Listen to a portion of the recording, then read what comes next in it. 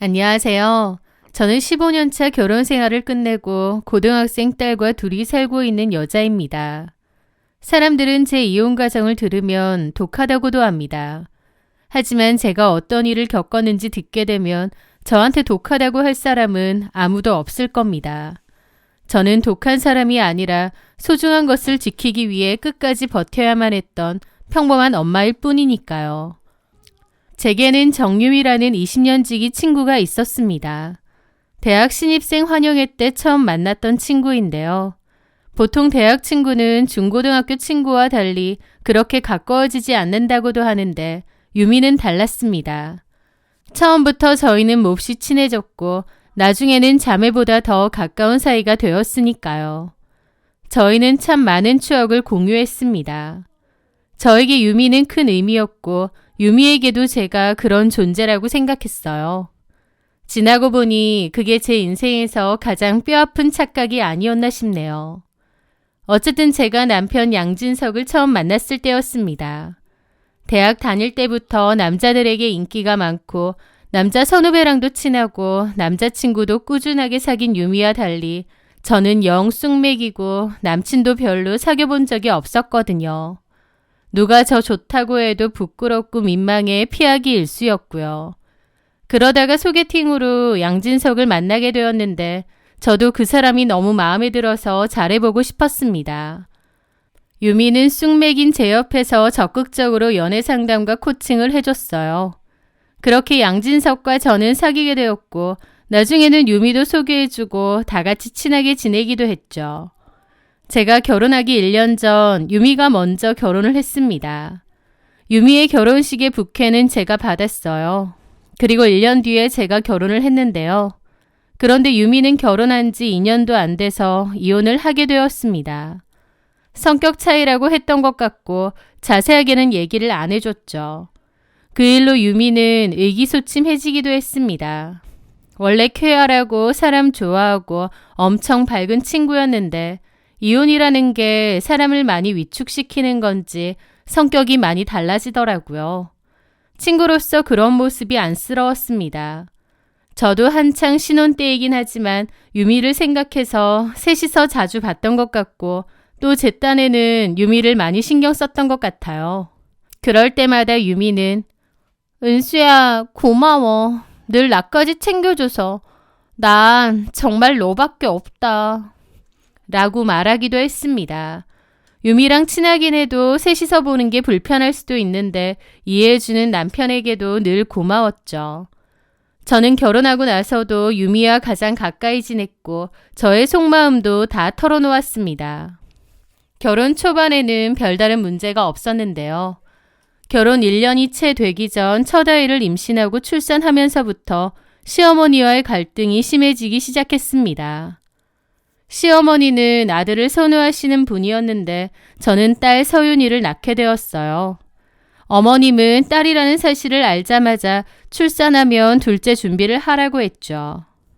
첫 손주인데도 딸이라는 이유로 서윤이를 별로 좋아하지 않으시고 바로 둘째도 생각하라고 닥달을 하시니 저도 속상하고 섭섭한 것도 많았습니다.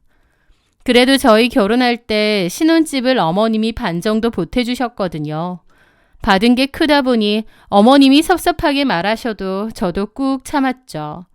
그렇게 출산하고 몇 개월 후부터 둘째 준비를 했는데 얼마 안 있어서 유산이 되었습니다. 그런데 그 뒤에 한 번 더 임신을 했는데 또 유산이 되었어요.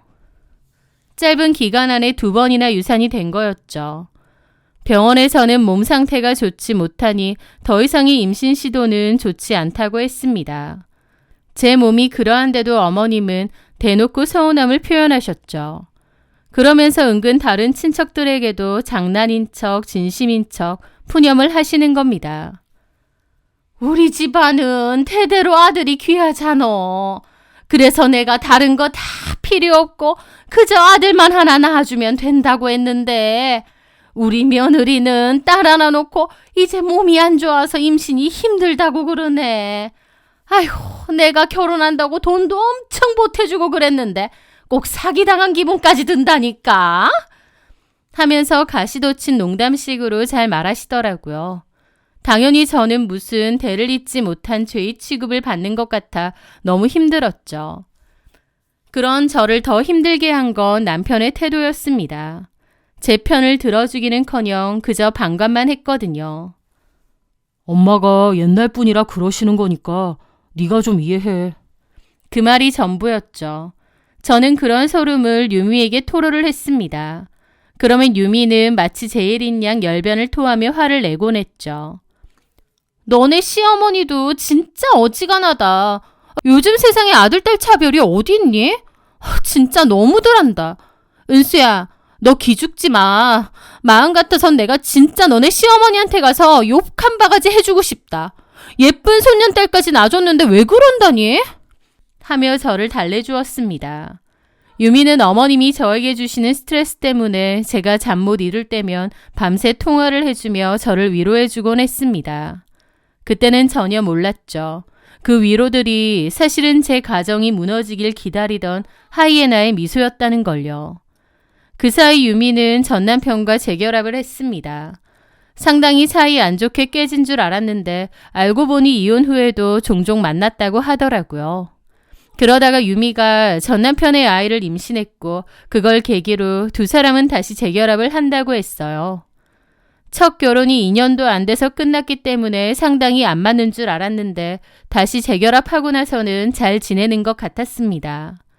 그 유미는 둘째를 가졌고 둘 다 아들이었습니다. 아이들 키우며 유미도 안정적으로 잘 사는 것 같아서 저도 친구로서 마음이 놓였죠.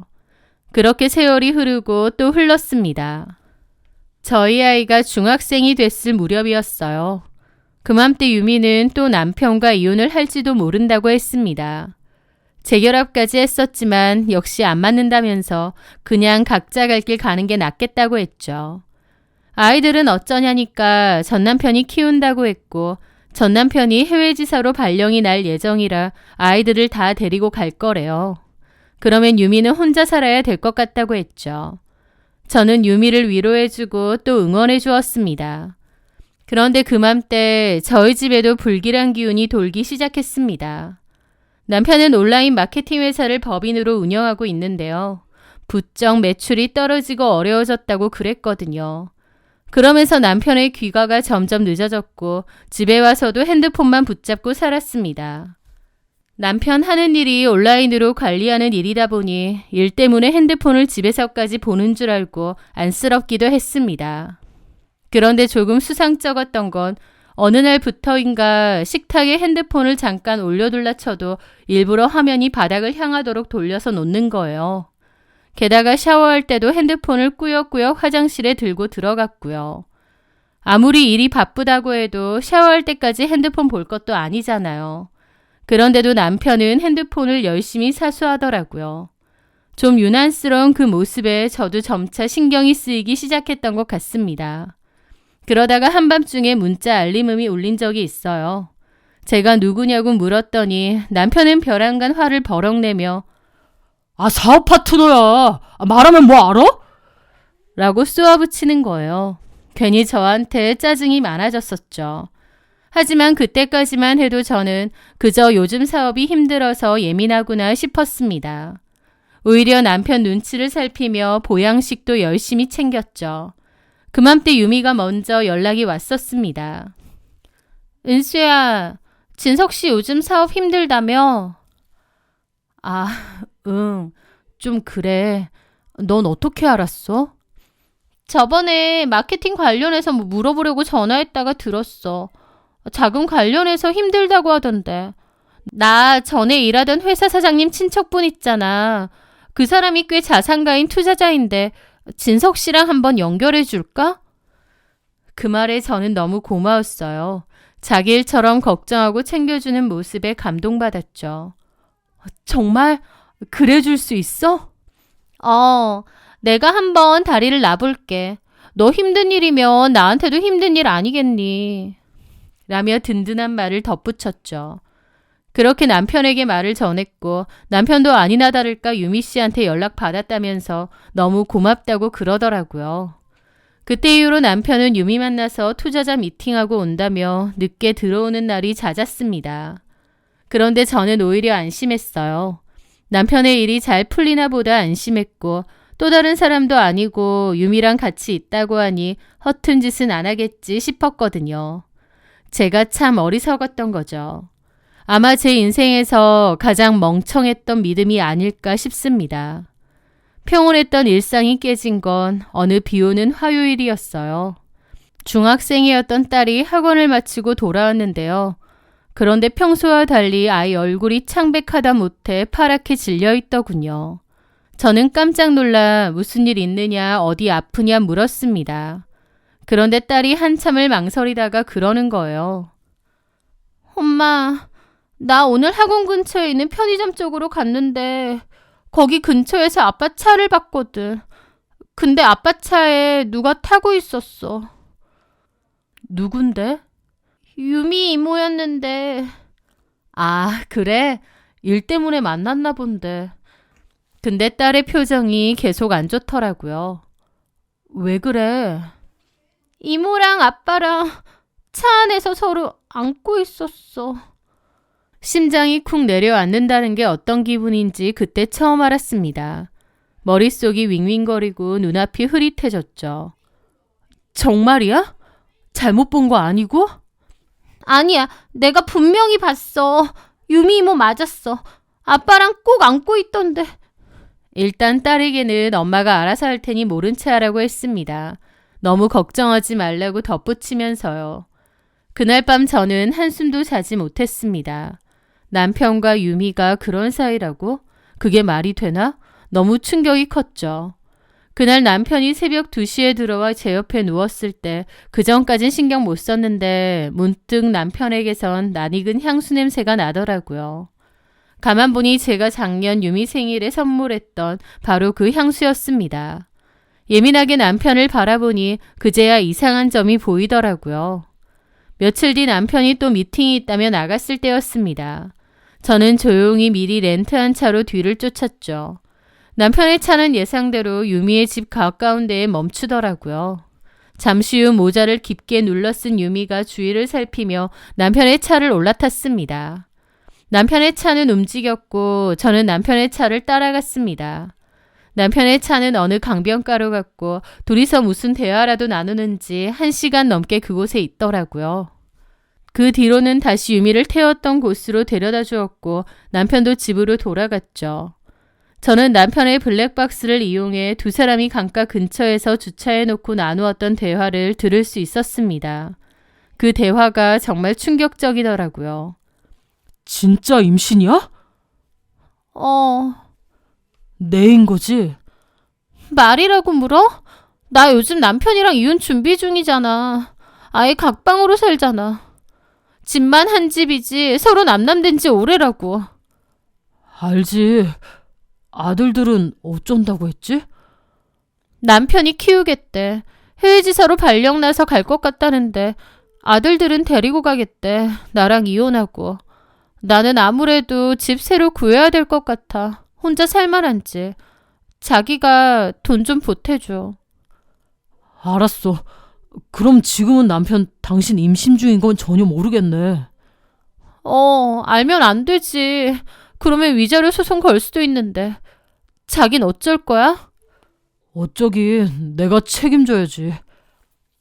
은수한테 빨리 말해. 아직 뭐 눈치챈 건 없지? 전혀 없어. 그런 거에 워낙 둔한 사람이잖아. 그렇긴 하지. 참, 이것 봐. 이게 뭐야? 병원 진료 갔다 온 거지. 같이 가자니까. 됐어. 임신한 거 처음도 아니고 유난 떨 것도 없어. 아들이래. 아들? 정말? 당신 어머니 아들 원하셨잖아. 그러니까 참 좋아하시겠네. 어차피 어머님이랑 은수랑 사이도 안 좋으셨잖아. 맞지? 맞아. 또 은수가 싹싹하고 부침성 좋은 성격도 아니잖아. 맞아. 걔 원래 그랬지. 쑥맥에다가. 나 없었으면 친구도 없었을 거야. 내가 걔 건사해 준 거지. 그러는데 기가 막혀 이가 갈리더라고요. 남의 남편 뺏어놓고 지 없으면 친구도 없었을 거라느니 저런 말이 나오나 싶고 그 뻔뻔한 낯짝에 침이라도 뱉어주고 싶더라고요. 앞에서는 저 위한 척하면서 뒤에선 내 남편이랑 놀아나고 저런 뒷담이나 까고 진짜 소름이 끼칠 지경이었죠. 어쨌든 나도 최대한 빨리 이혼 마무리할 거야. 배불러 오기 전에 당신도 하루빨리 정리를 하는 게 좋을 것 같아. 알았어. 서윤이는 어쩔 거야? 은수가 키우게 해야지. 양육비 주고. 조금의 망설임도 없이 제가 키우게 주겠답니다. 지 자식인데 어쩜 저렇게 일말의 망설임도 없는지. 제 딸이 너무 불쌍하고 저런 인간이 아빠인가 싶어서 속에서 천불이 올라오더라고요. 블랙박스 음성을 다 들은 제 심정은 정말 참담한 그 자체였습니다. 15년을 함께하며 남편의 뒷바라지를 하고 시어머니의 구박을 견뎌온 제가 남편에게는 그저 정리해야 할 대상이었더군요. 가장 믿었던 두 사람에게 받은 배신이 너무 커 손이 미친 듯이 떨리고 심장이 튀어나올 것 같았습니다. 잠시 후 참지 못하고 화장실로 뛰쳐가 한참을 토했습니다. 속에 있는 걸 다 개어내고도 한참이나 울었던 것 같아요. 그때의 제 심정은 지금 다시 떠올려도 너무 가슴 아프고 괴롭습니다. 남편은 아니나 다를까 그 이후로 저에게 바로 이혼을 요구했어요. 저는 유미랑 그런 사이라는 것 이미 다 알고 있다고 했죠. 남편도 놀라더라고요. 언제부터 알았냐고요. 저는 그런 게 중요한 게 아니다. 어쨌든 나는 이혼해줄 생각 없다. 누구 좋으라고 이혼해주냐. 유미랑 끝내고 오라고 했습니다. 남편은 대답을 하지 않더라고요. 그 모습에 저도 가슴이 미어졌죠. 다른 사람도 아니고 내 친구랑 어떻게 이럴 수가 있느냐고. 만약 이혼한다면 나도 곱게 못해준다고. 진짜 내가 할 수 있는 방법 다 써서 이 막장일을 다 퍼뜨릴 거라고 했습니다. 한국 땅 밟고 못 살게끔 온 동네 소문 다 낼 거라고. 그래도 좋으냐고 했죠. 남편은 처음엔 알겠다고 유미랑 끝을 내겠다고 했어요. 저는 제 이혼은 두 번째 문제라고 생각했습니다. 일단 남편이 정유미랑 깨끗이 끝을 내고 오는 게 순서라고 생각했거든요. 그 유미에게 전화를 해서 제가 할 수 있는 쌍욕은 다 퍼부었습니다. 차라리 모르는 여자가 낫지 어떻게 네가 이럴 수 있느냐고.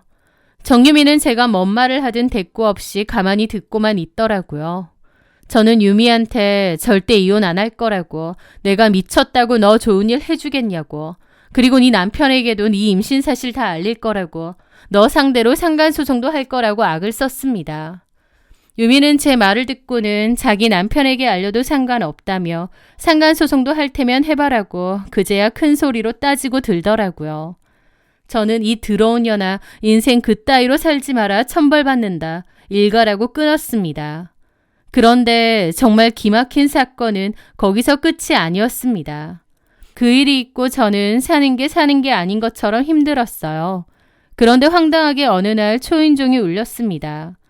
문을 열자 유미가 커다란 캐리어 2개를 양손에 쥐고 서 있었습니다.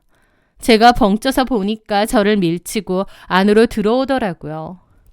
나 오늘부터 여기서 지낼 거야. 진석 씨랑 그렇게 하기로 했어. 그러면서 거실로 성큼성큼 걸어 들어오는 거예요. 남편도 뻔뻔하게 가만히 있더군요. 제가 기가 막혀 남편의 뺨을 때리려 하자 남편이 제 손목을 낚아챘습니다. 그만 좀 해. 나는 당신이랑 살기 싫어. 이혼 좀 해달라는데 왜 이렇게 끈덕지게 굴어? 진짜 끝까지 이렇게 나온다 이거지? 저는 이번엔 유미한테 달려들려고 했습니다. 그랬더니 남편이 득달같이 달려와 저를 밀치더라고요. 임신한 사람한테 무슨 짓이야? 야, 양진석, 네가 사람 새끼냐? 우리 이혼도 안 했고 아무것도 안 했어. 법적으로 내가 네 마누라야. 근데 어떻게 이런 짓을 벌이니? 니들은 하늘이 무섭지도 않아? 진짜 질린다. 제발 이혼 좀 해줘라. 나 너랑 살기 싫어. 도대체 언제부터야? 너네 둘이 언제부터냐고. 그 말에 유미가 그러더라고요.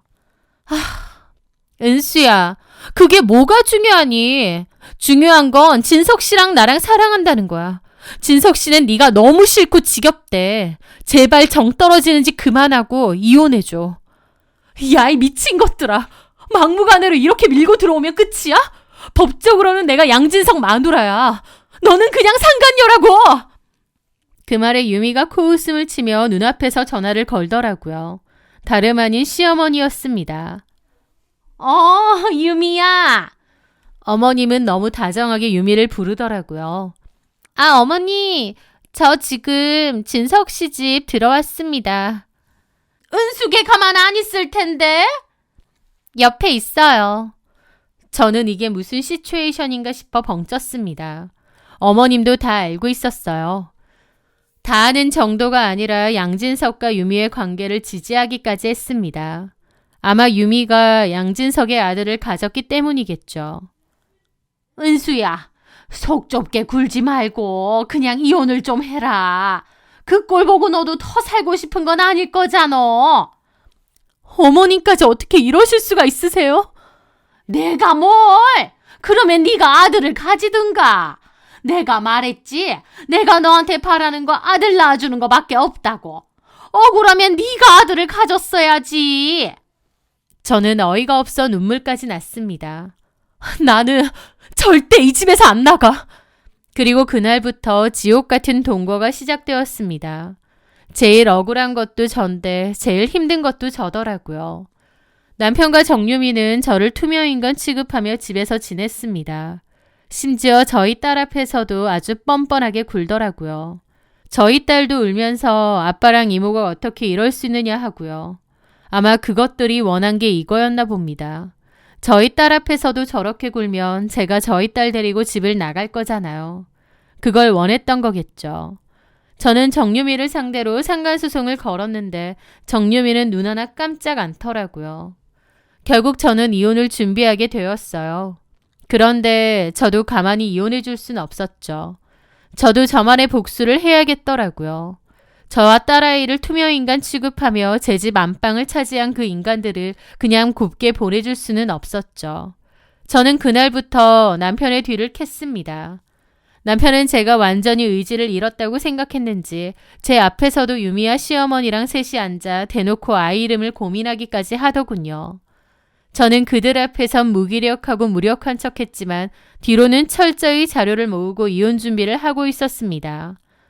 저는 남편의 서랍에서 법인 공인인증서와 비밀번호를 확보했습니다. 그러다가 남편이 매달 유미의 계좌로 돈을 입금했다는 걸 알게 되었어요. 애초에 사업이 많이 어렵다는 것도 거짓말이었고 유미에게 돈을 정기적으로 이체했더라고요. 회사 돈을 사적 유용으로 쓴 거죠. 저는 그맘때 정유미의 핸드폰을 몰래 빼돌렸습니다. 그리고 뒤져보게 되었는데 또 하나의 경악할 만한 사실을 알게 되었죠.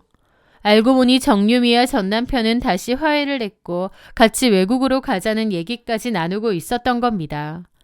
정유미가 전 남편에게 자기가 셋째 임신을 했다고 했고 정유미 남편이 정유미한테도 이혼은 없던 일로 하고 외국으로 같이 가자고 했던 거죠. 사실 정유미는 제 남편보다는 자기 남편에게 마음이 더 컸을 겁니다. 애들도 있고요. 그런데 전 남편이랑 이혼하게 됐으니 홧김에 제 남편하고 놀아난 게 아닌가 싶기도 하더라고요. 진짜 나쁜 년이죠. 지가 혼자 된다고 친구 남편부터 탐낸다는 게요. 어쨌든 저는 그러한 대화 내용도 다 캡처를 해두었습니다. 그 후 저는 국세청과 검찰에 보낼 횡령 자료를 준비하게 되었습니다. 언제든지 보낼 준비가 되어 있었죠. 그와 동시에 이혼과 정유미에 대한 상간소송도 동시에 준비를 하고 있었습니다. 저는 집으로 시어머니를 불렀습니다. 이혼해 줄 거고 마지막으로 할 말이 있다면서요. 그리고 남편과 어머님, 정유미를 앞에 두고 서류봉투를 건넸죠. 진석 씨, 그리고 어머님, 원하던 대로 이혼해 줄게요. 그런데 그 전에 이거 먼저 보세요. 제가 서류봉투를 내밀자 남편은 의아한 표정으로 봉투를 열었습니다. 그 안에는 유미와 전 남편이 나눈 대화 캡처가 그대로 들어있었어요. 사실 뱃속에는 유미 전 남편의 애였고 둘이서 화해하고 같이 외국으로 가려고 한 것까지도요. 남편의 얼굴이 흑빛으로 변해갔습니다. 입술을 파르르 떨며 그 종이들을 보던 남편이 고개를 들어 유미를 쳐다봤죠. 정유미, 이게 뭐야? 뱃속에 있는 애가 내가 아니야? 네 전 남편 애야? 그 순간 유미도 당황해서 남편 손에 들린 서류 봉투를 뺏어보더라고요. 그러더니 놀라서 저를 쳐다보는 겁니다. 저는 코웃음 치며 말했죠. 그러게 왜 본처랑 한 집에 같이 사니? 네 핸드폰 얼마든지 나도 볼 수 있다는 건 몰랐어? 너 전 남편이랑 화해하고 같이 외국 가기로 했다며? 그럼 언제까지 이 연극 계속 하려고 했던 거니? 정유미가 어버버하면서 말을 못하더라고요. 이미 지 전 남편이랑 다시 재결합해서 외국으로 가려 했겠지만 제 남편이 매달 거금의 돈을 보내주니 그걸 당장 포기하기 힘들었겠죠. 마지막까지 뜯어먹다가 외국으로 튀려고 했던 게 아닌가 싶더라고요. 그 순간 옆에서 듣고 있던 시어머니가 비명을 지르며 유미에게 달려들었습니다. 이 환양년이 임신 핑계로 누굴 속이려 들어! 그러면서 시어머니와 유미는 거실 바닥에서 서로의 머리채를 잡고 뒹굴었습니다. 그 아수라장을 지켜보는데 진짜 어이가 없어서 웃음밖에 안 나오더라고요. 남편도 씩씩거리며 어머님이 정유미를 드잡이하는 것을 가만 보고 있었습니다. 그런데 그런 싸움 끝에 유미가 밀쳐지며 테이블 모서리에 배를 세게 부딪혔습니다. 결국 하혈을 했고 남편이 119를 부르게 되었죠. 유미는 결국 유산을 한 것 같았어요. 그런데 소식을 듣고 병원으로 달려온 정유미의 전 남편은 이 모든 사실을 다 알게 되었습니다.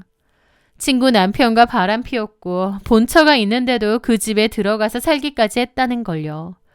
전 남편은 병실에 누워있는 유미에게 침을 뱉으며 너 같은 여자랑 다시 잘해보려 했던 내가 바보라면서 재결합은 없던 일로 하자고 일가라고 떠났다더군요. 정유미의 그 추접스러운 계획이 모두 물거품이 된 거였죠. 저는 그 후 남편의 횡령 사실을 고발했습니다. 남편의 법인 계좌는 정지됐고 세무조사로 탈탈 털리다가 결국 부도까지 났다고 했습니다. 게다가 쌍으로 저한테 이혼 소송에 위자료 소송까지 당했죠. 정유미도 마찬가지고요. 그렇게 저는 제 친구와 바람핀 남편을 몰락시키고 통쾌하게 이혼을 했습니다. 쉽지 않은 일이었지만 이 악물고 알아보고 조사해보면서 이혼을 준비했던 것 같아요. 본처인 제가 멀쩡히 두 눈 뜨고 있는데 집에 버젓이 상간녀를 불러들인 남편이나 오란다고 짐 싸서 신나게 온 친구년이나 그 뻔뻔하고 인간 같지도 않은 것들에게 제가 줄 수 있는 모든 것은 다 돌려준 것 같습니다. 저는 이혼 후 저희 부모님이 계신 조용한 바닷가 동네 근처로 이사를 왔습니다. 쓰레기를 비우고 난 뒤에 제 삶은 그 어느 때보다 상쾌하고 평온한 것 같아요. 배신을 처음 겪었을 때 하늘이 무너지는 것 같고 너무 힘들었지만 모든 게 끝난 제 마음은 고요하고 평온한 것 같습니다. 모든 시련은 버티고 나면 더 강해진다고 하죠. 저는 그만큼 더 강해지고 단단해졌다고 믿습니다. 그래서 앞으로 남은 인생을 살며 어떤 역경이나 고난을 겪어도 마음 굳세게 먹고 잘 버틸 수 있을 것 같아요. 앞으로 저희 딸과 함께 행복하게 잘 살아가려 합니다. 제 사연 들어주셔서 감사합니다.